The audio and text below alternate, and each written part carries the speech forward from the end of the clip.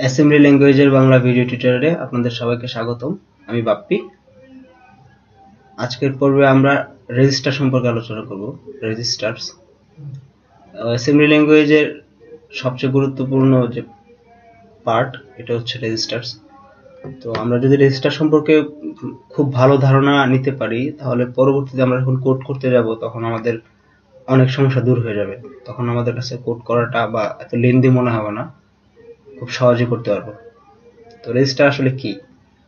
Register হচ্ছে খুব উচ্চ গতি সম্পন্ন একটা স্টোরেজ আর কি, সিপিইউতে থাকে। তো আমরা যে কোনো ধরনের ডাটা ইনপুট নিলে আমাদের সর্বপ্রথম ওই ডাটাটা রেজিস্টারে সেভ হবে, তারপর ওটাতে কাজ হবে। মানে কোন ডাটা প্রসেসিং হওয়ার আগে রেজিস্টারে রাখতে হবে, তারপর এখান থেকে যদি আমরা কাজ করব।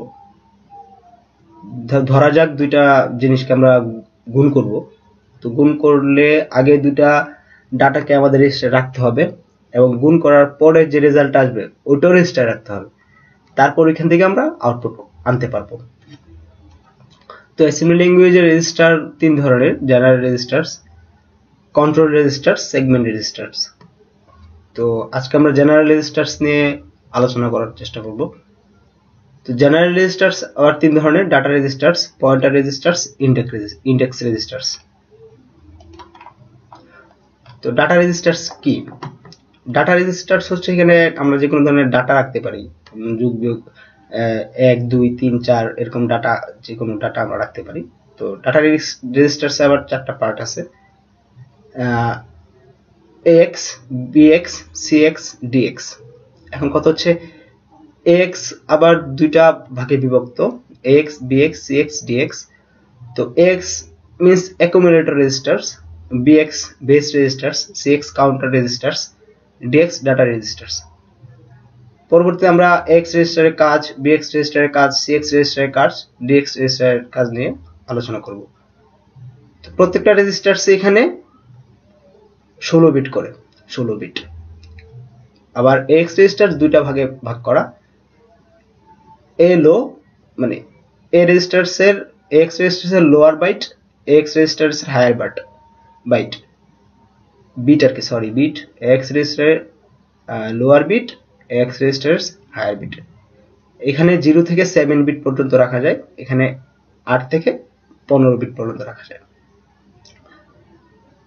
এখন হচ্ছে EX মানে কি? EX হচ্ছে E ফর এক্সটেন্ডেড, মানে আমরা যখন অ্যাড করব তার মানে এখানে আরো 16 বিট অ্যাড করে রাখা। আমরা AX রেজিস্টার 16 বিটের, AX রেজিস্টার 16 বিটের। আমরা যদি এই 16 বিটের রেজিস্টারটাকে 32 বিটে নিতে চাই তাহলে আমরা সামনে অ্যাড করব, E ফর এক্সটেন্ডেড। তো এক্সটেন্ড করলে আমাদের এখানে আরো 16টা বিট যুক্ত হয়ে তারপর হবে আর কি। তো প্রত্যেকটা এরকমই। BX রেজিস্টার্স এর BL আছে, BH, CX রেজিস্টার্স এর CL আছে, CH, DX রেজিস্টারের DL, DX। আর EX 32 bit, EBX 32 bit, ECX 32 bit, EDX 32 bit. আশা করি বুঝতে পারছেন। পরবর্তীতে আমরা আসবো AX রেজিস্টারের কাজ নিয়ে, BX রেজিস্টারের কাজ, CX রেজিস্টারের কাজ, DX রেজিস্টারের কাজ। AX রেজিস্টারটা ইউজ করা হয় ইনপুট আউটপুটের জন্য, আর অ্যারিথমেটিক ইনস্ট্রাকশনস মানে যোগ বিয়োগ গুণ ভাগ এগুলি AX রেজিস্টারে করা হয়। BX রেজিস্টার এখানে ইন্ডেক্স অ্যাড্রেসিং, আমরা যখন কোড করতে যাব তখন এটা নিয়ে বিস্তারিত কথাবার্তা বলা হবে, আপাতত জেনে রাখেন যে এখানে ইন্ডেক্স অ্যাড্রেসিং করা হয়। CX রেজিস্টারসে লুপ কাউন্ট, একই কথা, লুপ কাউন্ট বা ইটারেটিভ একই কথা এখানে করা হয়। অপারেটরস লুপ চালানো হয়। আমরা যারা C++ করে আসছি, for loop, while loop, do while loop, এগুলি CX রেজিস্টারসে করা হয়। আর DX রেজিস্টার অনেকটা AX রেজিস্টারের মধ্যে কাজ করে, কিন্তু এখানে আমরা যখন লার্জ একটা ভ্যালু নেব, অনেক বড় একটা ভ্যালু নেব, সেটা AX রেজিস্টারে রাখা যাবে না, সেটা DX রেজিস্টারে রাখতে হয়। তো পরবর্তীতে আমরা আসি মোটামুটি আগেরটার মধ্যে রিক্যাপ করা একটু, যে L 8 বিটের, H 8 বিটের, দুইটা মিলে 16 বিটের, এটা AX রেজিস্টার সেম এগুলা। আবার E এক্সটেন্ডেড AX হলো 32 বিট, এই সবগুলা একত্রিত করে 8 বিট 8 বিট 16 বিট 16 বিট, আর এখানে এক্সটেন্ডেড লেখার কারণে 16 বিট, টোটাল 32 বিট। তো EAX EBX ECX EDX ESI EDI ESF EBF এগুলো আমরা জেনে রাখি, পরবর্তীতে আমরা যখন আলোচনা করব সেগমেন্ট নিয়ে তখন আপনারা জানবেন বিস্তারিত, এখন আপাতত জেনে রাখেন। তো পুরোটা মিলে 32 বিট। এখন আমরা 8 বিট, 3 ধরনের বিটের ব্যাপার আছে, একটা হলো 8 বিটের রেজিস্টার, 16 বিটের রেজিস্টার, 32 বিটের রেজিস্টার। তো আপনারা যদি উপরের গুলি বুঝে থাকেন তাহলে এটা আর রিক্যাপ করার মতো আর কি, আমি জাস্ট ফর ডেমনস্ট্রেশন পারপাসে দিয়ে রাখছি, আপনারা দেখে নেবেন। যদি ওইটা বুঝেন তাহলে অবশ্যই এটা বোঝার কথা। তারপর আমরা আসি পয়েন্টার রেজিস্টার। পয়েন্টার রেজিস্টার আবার 3 ধরনের, instruction pointer, stack pointer, base pointer. তো ইনস্ট্রাক্টর পয়েন্টার কি কাজ করে? Next instruction to be execute, মানে আমরা একটা কাজ করার সময় পরবর্তী কোন কাজটা হবে, পরবর্তী কোন কাজটা কম্পাইলার করবে, সেটা ইনস্ট্রাকশন পয়েন্টারের মাধ্যমে করা হয়। Stack pointer